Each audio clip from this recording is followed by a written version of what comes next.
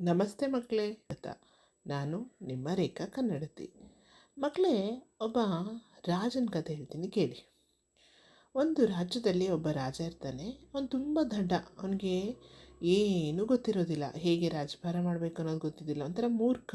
ಅವನಿಗೆ ಯಾವ ಥರ ಪ್ರಜೆಗಳನ್ನು ನೋಡ್ಕೋಬೇಕು, ರಾಜ ನೋಡ್ಕೋಬೇಕು ಏನೂ ಗೊತ್ತಿರೋದಿಲ್ಲ. ಆದರೆ ಆ ರಾಜ್ಯದ ಮಂತ್ರಿಗಳು ತುಂಬ ಬುದ್ಧಿವಂತರಾಗಿರೋದ್ರಿಂದ ಒಳ್ಳೆ ರೀತಿಯಿಂದ ಆಡಳಿತ ನಡ್ಕೊಂಡು ಹೋಗ್ತಾ ಇರುತ್ತೆ. ಒಂದು ಸರಿ ರಾಜ ಹೀಗೆ ಹೋಗುವಾಗ ಯಾರೋ ಒಬ್ಬ ವ್ಯಕ್ತಿ ಸತ್ತಿರೋದನ್ನು ನೋಡ್ತಾನೆ. ಆವಾಗ ಅವನ ಹಿಂದೆ ಅಳೋದು ಕರೆಯೋದು ಎಲ್ಲ ನೋಡಿ ಇವನಿಗೆ ಏನನ್ಸುತ್ತೆ, ನಾನು ಸತ್ತರೆ ಜನ ಹೇಗೆ ಆಳ್ತಾರೆ, ನಾನು ನೋಡಬೇಕಲ್ಲ ಅಂತ ಮಂತ್ರಿಗಳನ್ನ ಕರೆಸಿ ಹೇಳ್ತಾನೆ. ಮಂತ್ರಿಗಳು, ಬೇಡ ರಾಜ, ಅದೆಲ್ಲ ಚೆನ್ನಾಗಿರೋದಿಲ್ಲ ಅಂತ ಹೇಳಿದರೆ ಕೇಳೋದೇ ಇಲ್ಲ.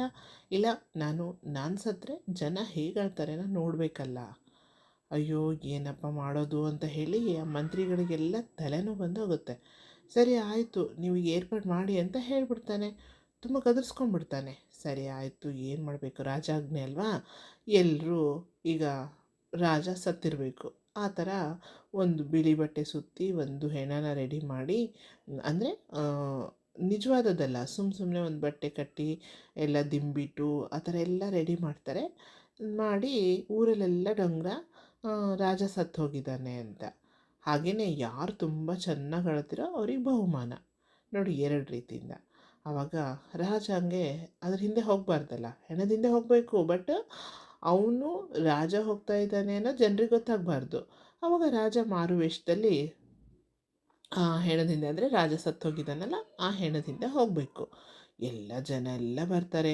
ಹಾಗೆ ಬಾಯಿ ಬಡ್ಕೊಂಡು ಎದೆ ಬಡ್ಕೊಂಡು ಅಳೋದೆ ಅಳೋದೆ ಅಳೋದೆ ಅಳೋದೆ. ರಾಜ ಮಾರುವೇಷದಲ್ಲಿರ್ತಾನಲ್ಲ, ಅದನ್ನು ನೋಡ್ತಾನೆ. ನೋಡಿದ ತಕ್ಷಣ ಅಯ್ಯೋ, ನನ್ನ ಮೇಲೆ ಎಷ್ಟು ಪ್ರೀತಿ ಜನರಿಗೆ, ಅಯ್ಯೋ ನಾನು ಸತ್ತಿದ್ದಕ್ಕೆ ಎಷ್ಟು ಅಳ್ತಾ ಇದ್ದಾರಲ್ಲ.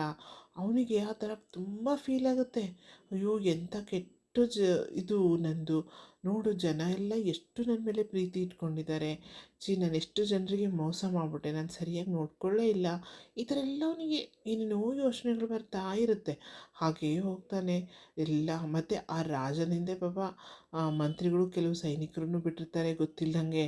ಯಾಕೆಂದರೆ ರಾಜ ಏನಾದ್ರು ಅನಾಹುತ ಮಾಡ್ಕೊಂಡ್ಬಿಟ್ರೆ ಅಂತ ಹೇಳಿ. ಮೊದಲೇ ಮೂರ್ಖ ಅಲ್ವಾ, ಅಂದರೆ ದಡ್ಡ ಅಲ್ವಾ, ಅದಕ್ಕೆ ಎಲ್ಲ ಮಾಡ್ತಾರೆ. ಎಲ್ಲ ಮಾಡಿ ಆ ಡೂಪ್ಲಿಕೇಟ್ ಬಾಡಿ ಇರುತ್ತಲ್ಲ, ಅಂದರೆ ಆ ಹೆಣ ಥರ ಒಂದು ರಾಜನ ಥರ ಒಂದು ಹೆಣನ ರೆಡಿ ಮಾಡಿರ್ತಾರಲ್ಲ, ಬಾಡಿ ರೆಡಿ ಮಾಡಿರ್ತಾರಲ್ಲ, ಅದನ್ನು ಚಿತೆಗಿಟ್ಟು ಸುಡಬೇಕು. ಜನ ಎಲ್ಲ ಗೊಳೋ ಅಂತ ಅಳ್ತಿದ್ದಾರೆ, ಜೋರು ಅಳ್ತಿದ್ದಾರೆ. ಈ ರಾಜನಿಗೆ ಫುಲ್ ಅಳು ಬಂದುಬಿಟ್ಟಿದೆ. ಅಯ್ಯೋ ನಾನು ನೋಡಿ ಎಷ್ಟು ಜನ ಅಳ್ತಿದ್ದಾರಲ್ಲ ಅಂತ ಹೇಳಿ ಇನ್ನೇನು ಆ ಚೀತೆ, ಅಂದರೆ ಆ ಒಂದು ಸತ್ತಿರ್ತಕ್ಕಂತಹ ರಾಜನ ಒಂದು ಹೆಣಕ್ಕೆ ಬೆಂಕಿ ಇಡಬೇಕಪ್ಪ, ಸುಡಬೇಕಪ್ಪ. ಆವಾಗ ಅಲ್ಲಿ ನಿಜವಾಗ್ಲೂ ಆ ಸತ್ತಿರೋ ರಾಜ ಅಂತ ತಿಳ್ಕೊಂಡು ಜನರೆಲ್ಲ ಅಯ್ಯೋ ಅಯ್ಯೋ ರಾಜ ಸತ್ತೋಗಿದ್ದಾನೆ ಅಂತ ತಿಳ್ಕೊಂಡು ಅಳ್ತಾ ಇದ್ದಾರೆ. ಅದು ನೋಡಿದರೆ ಒರಿಜಿನಲ್ ಅಲ್ಲ, ಒಂದು ನಾಟಕೀಯವಾದಂತಹ ಒಂದು ದೃಶ್ಯ ಅಲ್ಲಿ ಎಲ್ಲ ನಡೀತಾ ಇದೆ. ಇನ್ನೇನು ಚಿತೆಗೆ ಬೆಂಕಿ ಇಡ್ತಿದ್ದಾರೆ.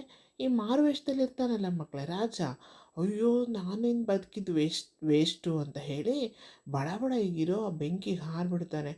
ಎಷ್ಟು ಎಲ್ಲರೂ ತಪ್ಪಿಸೋಕ್ಕೆ ಪ್ರಯತ್ನ ಪಟ್ಟರೆ, ಮಂತ್ರಿಗಳು ಸೈನಿಕರು ಎಷ್ಟು ಹೇಳ್ಕೊಳೋಕ್ಕೆ ಪ್ರಯತ್ನ ಪಟ್ಟರು, ಆ ರಾಜ ಏನು ಮಾಡ್ತಾನೆ, ಅವರಿಂದನೇ ತಪ್ಪಿಸ್ಕೊಂಡು ಆ ಚಿತೆಗೆ ಬಿದ್ದುಬಿಡ್ತಾನೆ, ಆ ಬೆಂಕಿಗೆ ಬಿದ್ದುಬಿಡ್ತಾನೆ.